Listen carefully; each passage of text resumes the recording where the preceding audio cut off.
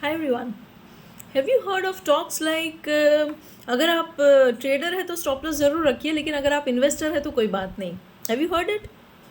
Well, when somebody says this, they are assuming a few things. पहली बात कि every investor is going to be there for a very long term. Medium term को तो बिल्कुल escape कर देते हैं ऐसे assumptions. दूसरी बात कि हर बंदा तब तक होल्ड करेगा जब तक कोई स्टॉक प्रॉफिट में नहीं आएगा, मतलब उसकी होल्डिंग कैपेसिटी जो है दैट इज़ अनलिमिटेड.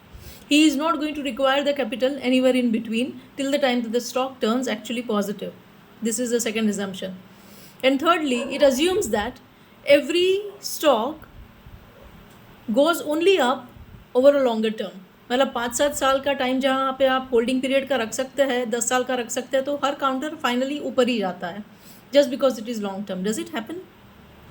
पहली बात कि हर बंदा लॉन्ग टर्म के लिए नेसेसरीली नहीं होता मार्केट में. एक्सट्रीम लॉन्ग टर्म की बात कर रही हूँ.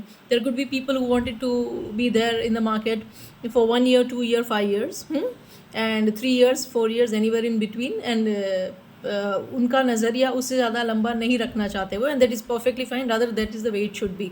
दूसरी बात, हर स्टॉक लंबे टाइम में ऊपर ही जाएगा ऐसा नहीं है. आइडिया का consolidation can go on for many years. Similarly there are counters like Lupin which may be large cap but still they may be remaining in a downtrend for a sustainable period of time.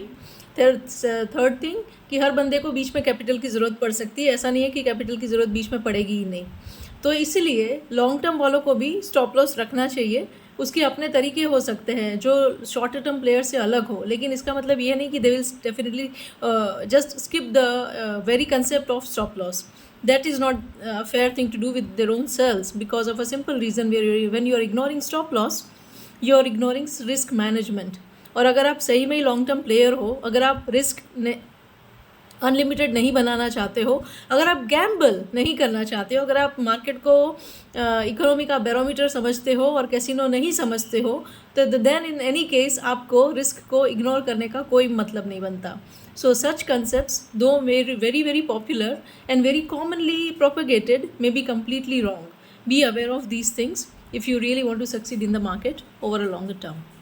Thank you.